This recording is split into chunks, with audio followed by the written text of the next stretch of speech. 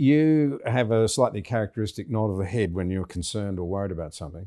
And I thought, here's a man who this morning was brimming with delight and pride in his team. And that was the way I saw it. He's now plainly worried about something. And you said, we've had the full briefing now. Peter and I have had the full briefing. I'm paraphrasing now. There's red ink everywhere. There'll have to be a razor gang. And I thought, oh no, I'll bet I'm on it, which I was. The five of us that you nominated. But it was the first time I heard that very interesting expression I'd like to tease out. We're not going to engage in intergenerational theft. I remember that very clearly. We were not going to kick the can down the road, to use a well employed expression, that something had to be done to face it and face it immediately. And our determination in that first budget to face the music with the deficit laid the foundations for a lot of the prosperity that followed. Now, people would debate the composition of the decisions we took, but they were very big decisions. And one of the things that's forgotten about that early period is that our first budget produced, for the first time in the Western world, what you would call the privatisation of the labour exchange system.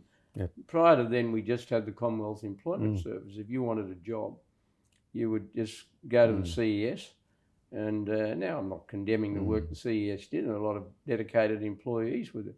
But we decided to abolish a whole lot of labour market programs and to invest in a competitive system. And it had a lot of teething troubles, but overall it's worked pretty well. And although it's been nipped and tucked and amended along the way by Labor governments, it's still essentially what was put in place by Amanda Vanstone, who was the minister who initially did it. So we did a lot of big things, and of course we did the first slab of the changes to our industrial relations laws that Peter Reith was able to negotiate with Cheryl Kernay, the then leader of the Australian Democrats, to get it through the Senate, and he did it extremely well. But they were very difficult times, but the public saw that they had a government that knew what it wanted to do. And believed in something. And we had a few glitches, and we had a few resignations. But interestingly enough, we had a by-election in September of that year as the result of a citizenship issue. Yes, that's right. Jackie Kelly, who had dual New Zealand and Australian citizenship. And I was very apprehensive, but amazingly enough, she increased her majority.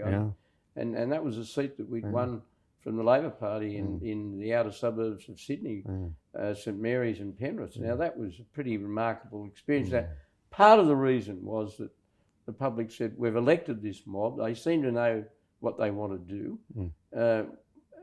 We'll give them a go, and we don't really want this by-election. And we told their opponents to go away for a while, and we'll tell them again to go away for a while, and that's what they did.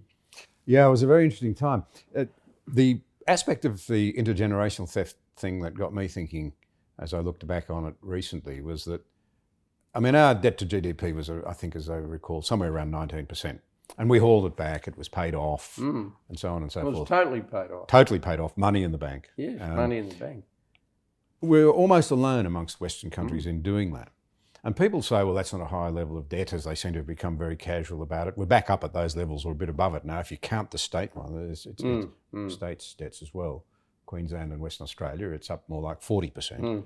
People forget that at that time, a lot of the other countries that were not worrying enough about paying down their debt were to ultimately lose control of their budgets when the great financial crisis, so-called, hit, the meltdown of 07, 08.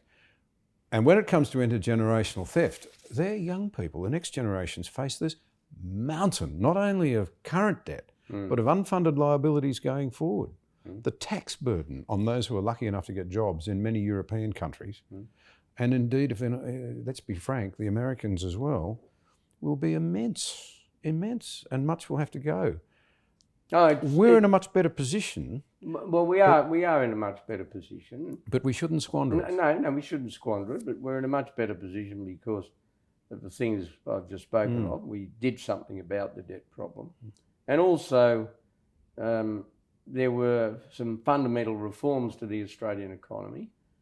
Both sides of politics in government contributed to them, although in opposition our opponents didn't give any support to our changes.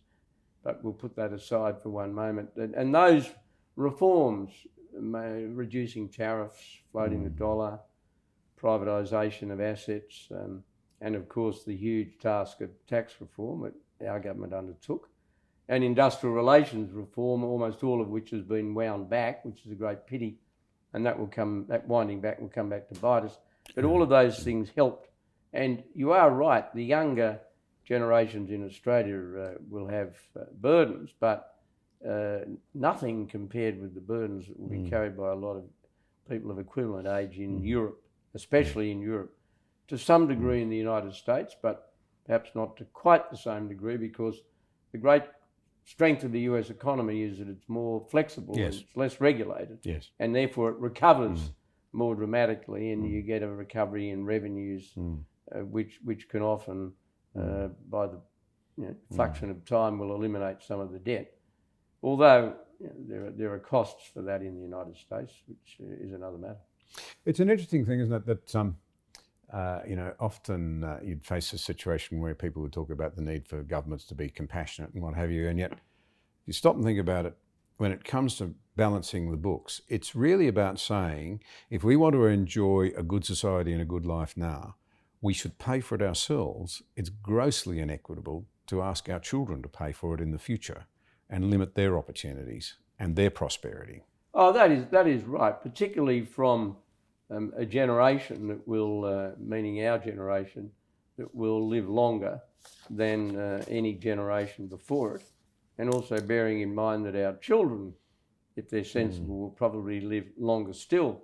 So the burden you leave on them is unfair if it's too big. Far too. If it's far too big, it is grossly unfair.